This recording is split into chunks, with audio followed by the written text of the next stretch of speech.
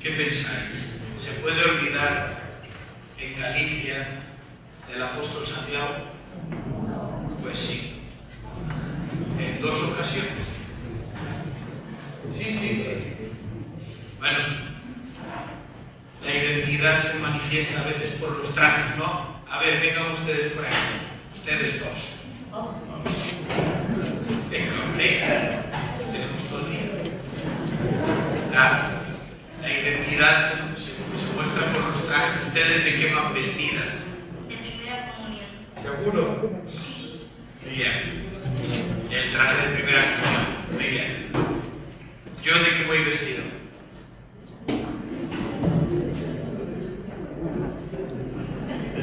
De la corte de Carlomagno.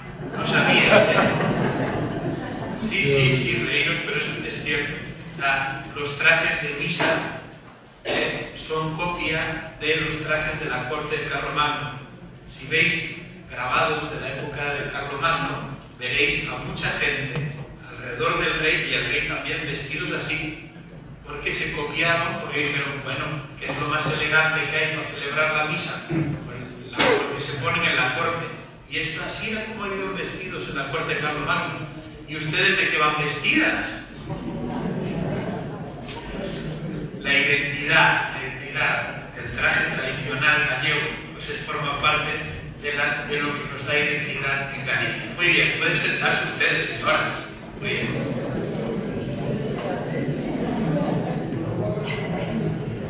¿Qué le vamos a hacer? Es que hoy ha venido así al montón, se han sorprendido porque han venido 1 millón de monaguillos. Entonces ya nos han desbaratado todo. Bueno, vamos a ver. 2 veces olvidaron de Santiago. Mirad, cuando los discípulos del apóstol trajeron los restos del apóstol Santiago, que era una práctica bastante normal, porque bueno, ellos que le acompañaron hasta la guerra de Israel, cuando lo decapitan, pues dicen, no los llevamos otra vez para casa. Porque así es como nace todo el tema de la reliquia, ya por la veneración que se tenía a los cuerpos de los difuntos, que aquí en Galicia de eso entendemos bastante también, El tema de difuntiños también lo controlamos. Bueno, pues cogen los restos del apóstol y se los traen otra vez. ¿A dónde? A su comunidad, a la comunidad cristiana que fundó Santiago y que ellos dos participaban de esa comunidad. ¿Y dónde estaba eso? En una mansión. Claro, entonces enseguida me viene a la cabeza Beverly Hills, las piscinas, los Rolls Royce en la puerta. Una mansión romana era una población que se dedicaba al comercio. Tal vez por eso después le llaman mansiones a otro, pero bueno.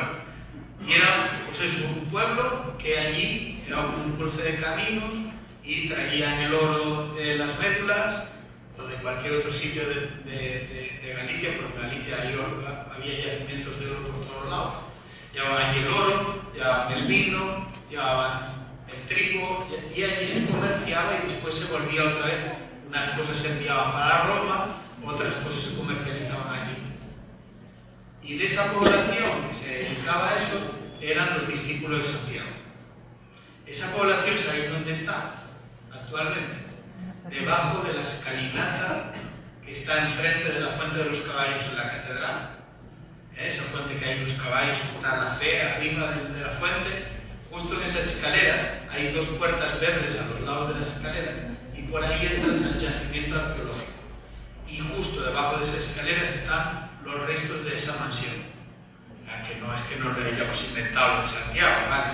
Esto es para que nos enteremos de qué va la cosa. Después, dentro de la catedral están aún restos del cementerio donde enterraron a Santiago, que después se amplió muchísimo. Hasta en la época de los suevos estaban enterrando allí.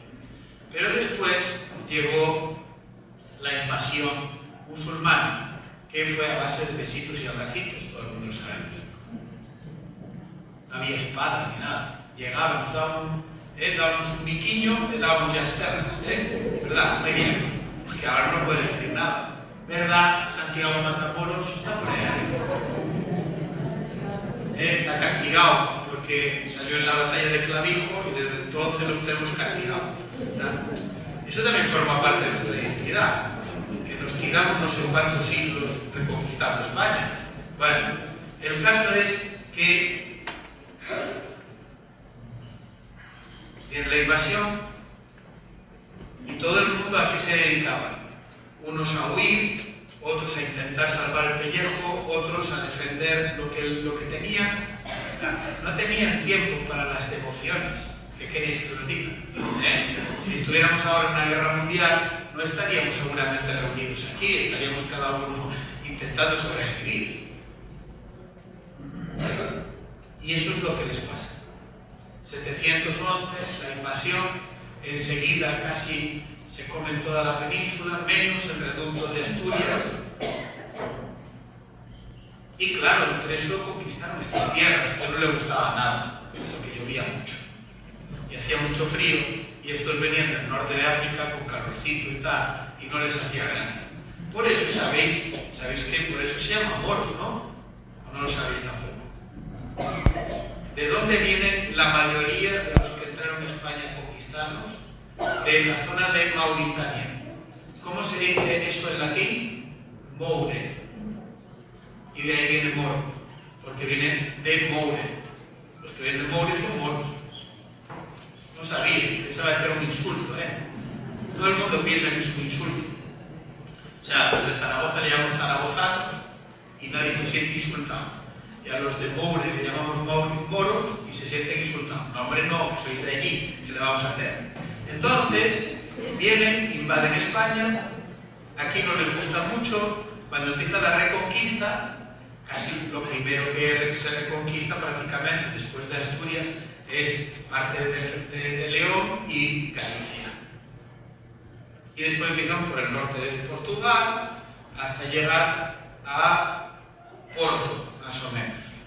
Bueno, ahí éramos diócesis de Braga todos, desde Oviedo hasta Oporto. Era todo diócesis de Braga y el arzobispo de Braga era el que mandaba.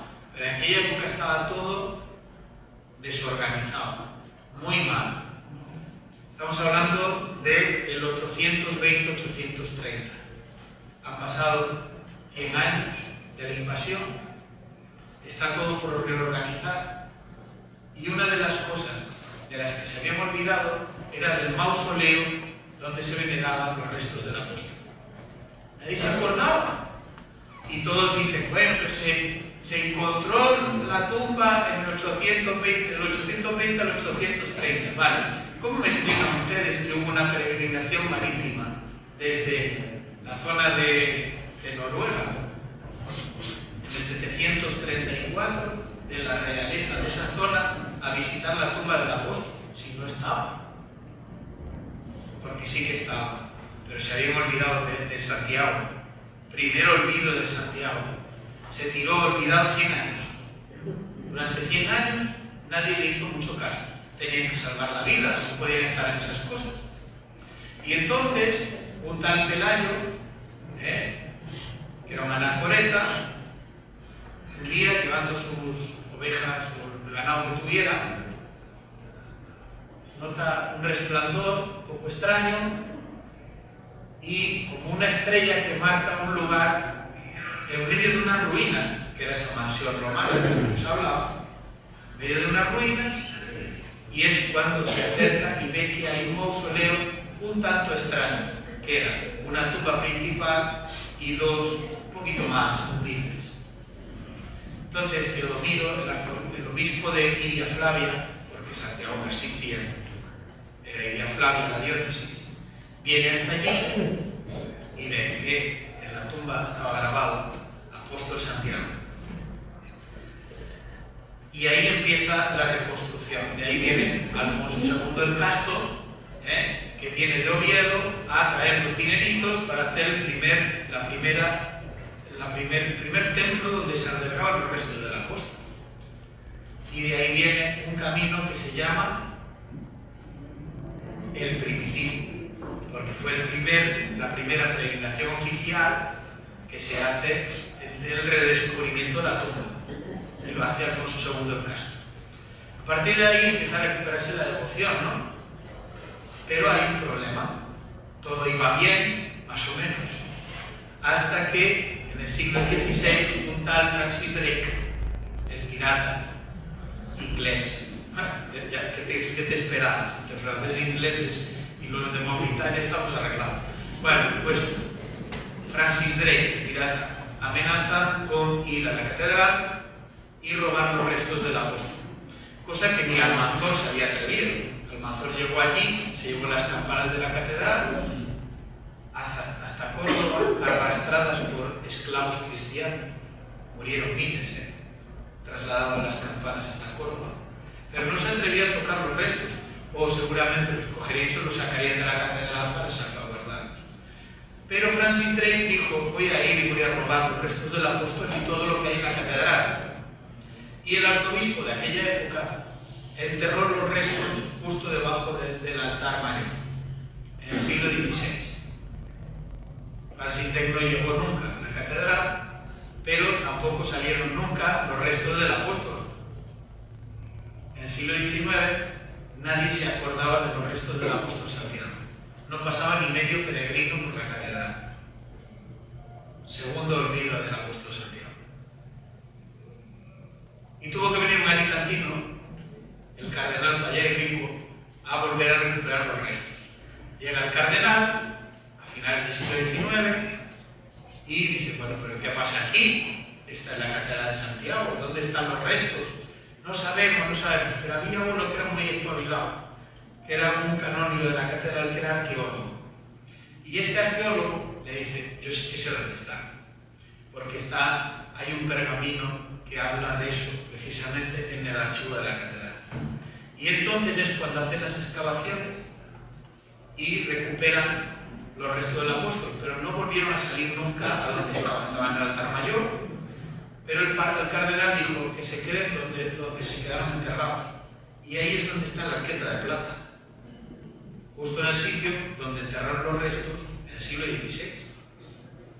Si vais a la catedral, fijaros que todos los mármoles de bajada, de subida, el altar mayor, los laterales, son rojo, negro y blanco.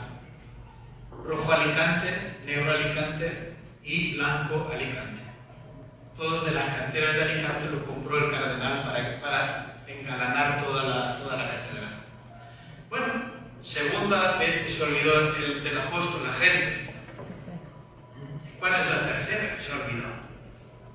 Bueno, medio se ha olvidado, tampoco es para tanto. A ver, ¿cuál es la tercera que se han olvidado del apóstol? ¿Cómo se dice de Pontevedra? Ustedes que son de la tradición, ¿eh? A ver, ¿qué se dice de Pontevedra? ¿Pontevedra qué? ¿De qué neo que pasa? Peregrino, ¿no? ¿Pero quién fue el primero que pasó? Santiago. Eso es lo que conmemoramos hoy. Bueno, antes ahora estábamos conmemorando por esto, ¿no? Muy bien. Aquí están las uvas, después mancarán a xente. Dios mío, muy bien. Que se nos está olvidando. ¿Nos dais cuenta que se nos está olvidando? Y no ha pasado ni un pirata, ni ha habido una invasión. ¿Qué es lo que ha pasado? ¿Qué es lo que os ha pasado, pontevedreses? ¿Os habéis olvidado a Santiago? ¿Os habéis olvidado de la tradición que os da identidad en Pontevedra? ¿Estamos en el tercer olvido del apóstol? ¿Tiene que venir un alicantino para recuperar la memoria del apóstol en Pontevedra? Es la segunda vez que viene un alicantino a recuperar la memoria.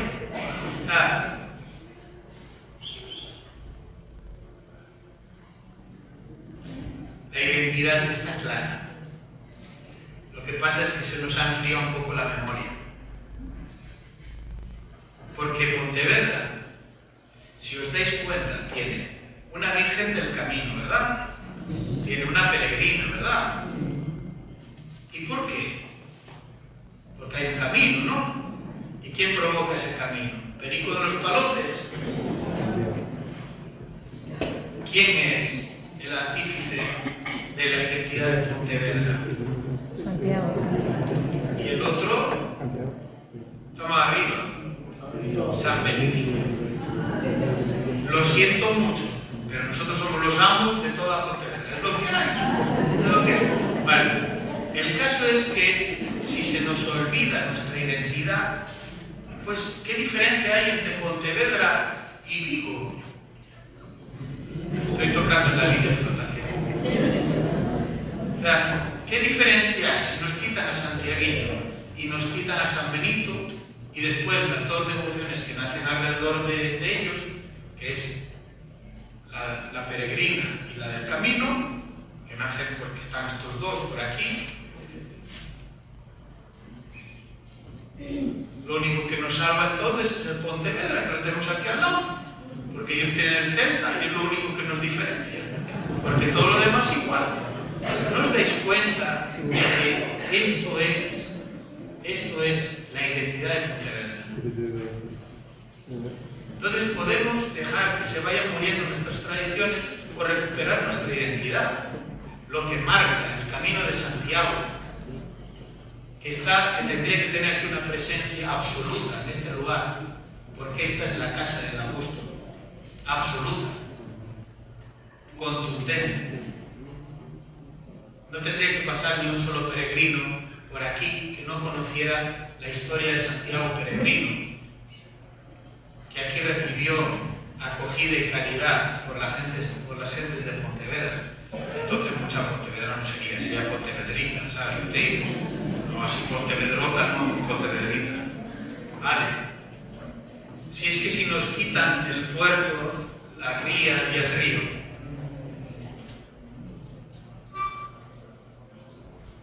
y después el cultivo del vino, que era lo que movía esto aparte del puerto, ¿en qué se queda Pontevedra?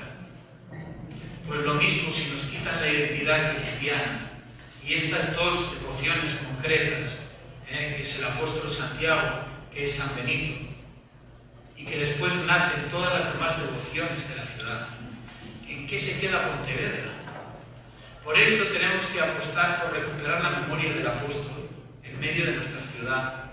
No hay otro sitio, aparte de esto y Padrón, que haya una memoria del encuentro del apóstol con la población.